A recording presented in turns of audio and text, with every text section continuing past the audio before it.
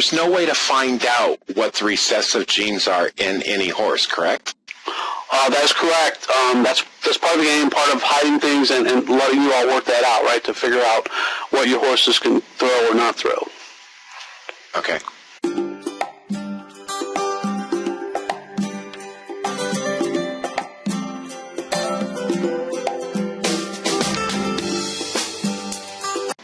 It's Vino.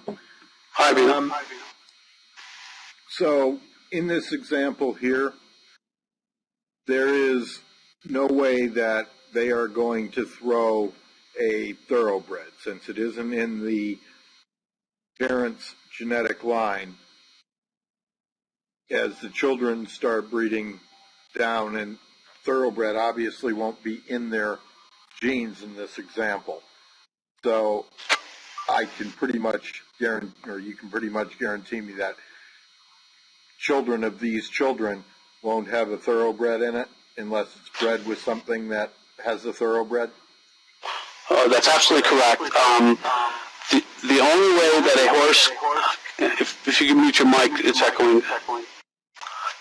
So the only way that a horse could produce a thoroughbred is if it has it in its genetic makeup. It cannot pass on anything it does not have.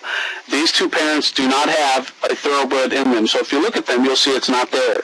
And so you will not expect to get that from any of its children. Now, if you want a thoroughbred, you would have to, obviously you would have to buy a thoroughbred or have another horse that had it as a recessive gene, but you would not get it from these parents. Or you wouldn't get any other breed that isn't in there.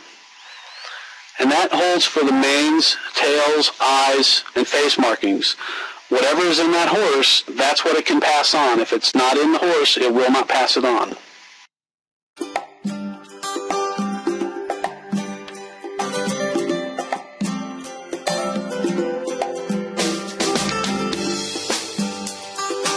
As I know, some people find it confusing. We've been told these horses have a maximum of 4 genes, including visible, and minimum of 2 genes, including visible. When the number of genes have reduced to 2, are those 3 hidden slots repeated in 1 or more genes, or are the slots taken away?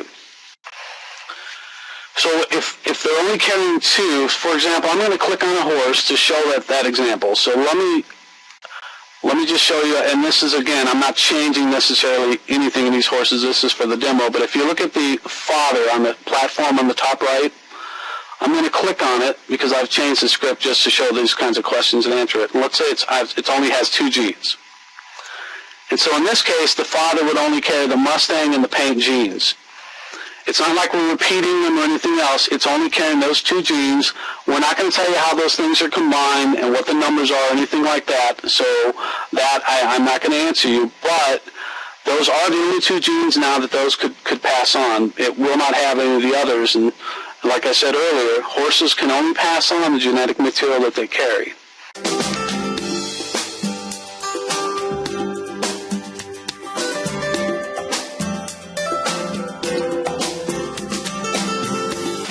The mindset that you're talking about, does it just apply to the coat and the breed, or does it apply across the whole spectrum, as in the vanity traits and also the stats in the horse? It applies to everything, because what we're trying to make sure is, I'm not going to sit here and tell you these are real-life horses. We obviously know they're pixels. But what we're trying to do is make them behave in a way that's predictable, yet you don't know everything. There is, because you don't know what the recessive genes are, you're not sure what's going to happen when you breed. You just can do through experience, you know that certain horses throw certain things more often than not. So you learn those things as you're breeding. And if you take the time, like I know a lot of you do, writing things down, tracking things, you start getting some predictability out there. There's no guarantees because you have recessive. But that occurs across the board, so that is for skills as well. So if you've got something that has a high trait in speed, for example, again, keep in mind it's carrying some recessives for those same things. And because of that, what it passes on can depend on those recessives. So you're not guaranteed to pass on the same skills that parent has because it's carrying recessives for that as well. So what you're saying is, in a lot of cases, there is going to be like a not like a lot of predictability, but some. And then, in the other hand, there's going to be like the life's a box of chocolates kind of scenario, yeah? Yeah, absolutely. So, because you don't know what's inside them, right? Like the box of chocolates, you don't know what's inside until you take one, right? But you're going to get some variability in this. But because you can see their dominant traits, you do have some idea of what at least one set of genes that they carry, and so you have some predictability in what they might pass on. But over time, if you breed a horse or a pair of horses together, you could probably, if you're really diligent, kind of start guessing a little bit about how they behave. Again, it's part of their genetic makeup.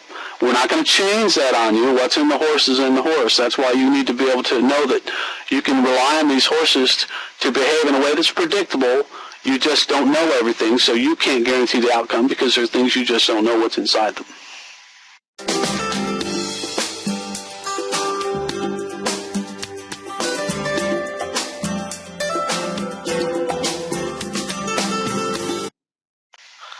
Let's see, I have another question down here. Are coats separate from breed? Or is it genetic breed black? So there are certain coats that go with certain breeds. And so that would be controlled by the breeding logic of the children and what they get from their parents. So there are some coats that certain breeds can't have, and so you would not see a Mustang have any of those coats, for example, that is not allowed. And so when the parents have those coats in them, they have coats that are sufficient to go with the breeds they carry. So that when they produce children, the coats, while they come from the parents, there are enough coats in the parents that go along with the breeds that they're carrying to pass that on correctly.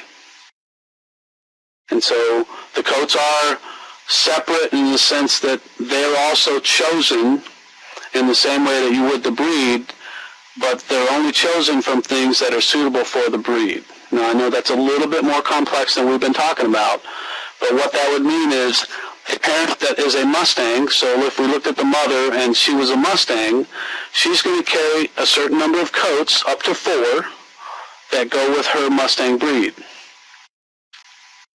And so the father, if he's a Mustang, he's going to carry up to 4 coats that go with that breed.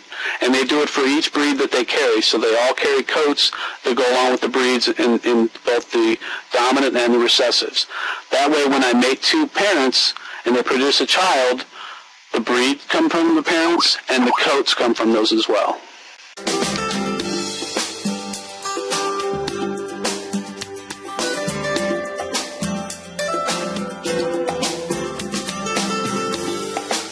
Is it ever possible to have 2 of the same genes, like a Mustang, and 2 of the slots, say? So that was a question that was asked earlier, and I'm sorry. that's okay, because I probably didn't answer it fully, and so the answer would be no. They will carry the genes up to 4, and they will be different. And now, from your perspective, it really doesn't matter if they were to have duplicates. The way they represent are basically the dominant and the recessives, and we have the rules for how those are combined and how they're picked. And so it wouldn't really necessarily change the rules from your perspective, but just so you know, we don't repeat them in how we store them. So every horse carries 4 genes in it then? No. 3 recessive and the one that they are? They can carry from 2 to 4. They can have 1 dominant and 1 recessive.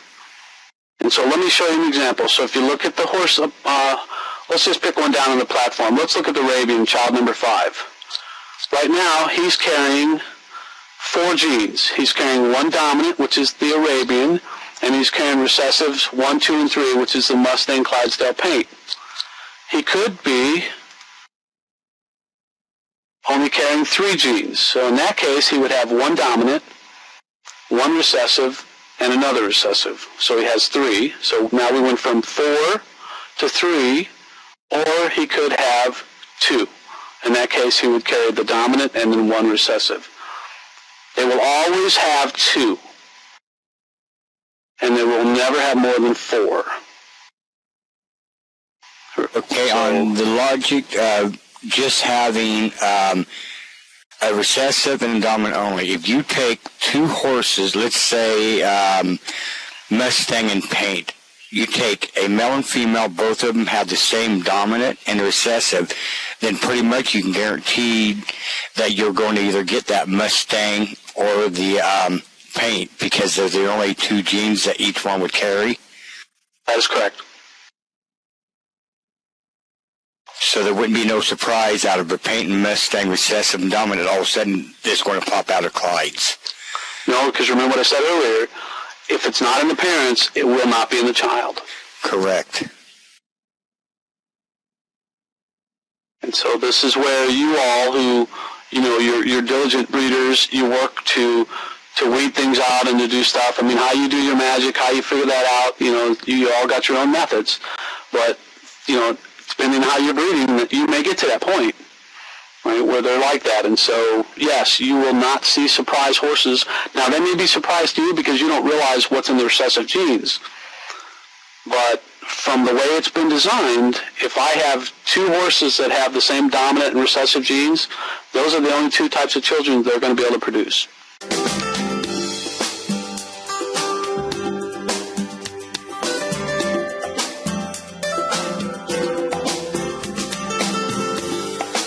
How do I get a new eye out of the gene pool, and can you explain how that works?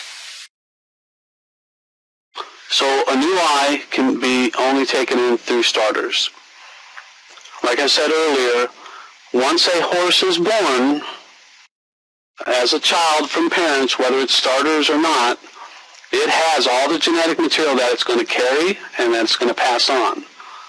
And so if a new eye comes out, you will not see that come from any horses that aren't coming from a starter. Now, the way that works is, like I said earlier, starters, you can think of them as genetic vending machines. We have certain genetic material that we have in our gene pool that these starters can reach into and grab. So what happens when I made a starter with another horse is that starter will reach into the gene pool and it'll pull out things like eyes, manes, tails, breeds, coats, all the kinds of things that would make up a horse just temporarily to breed with that other horse, and then it creates a baby.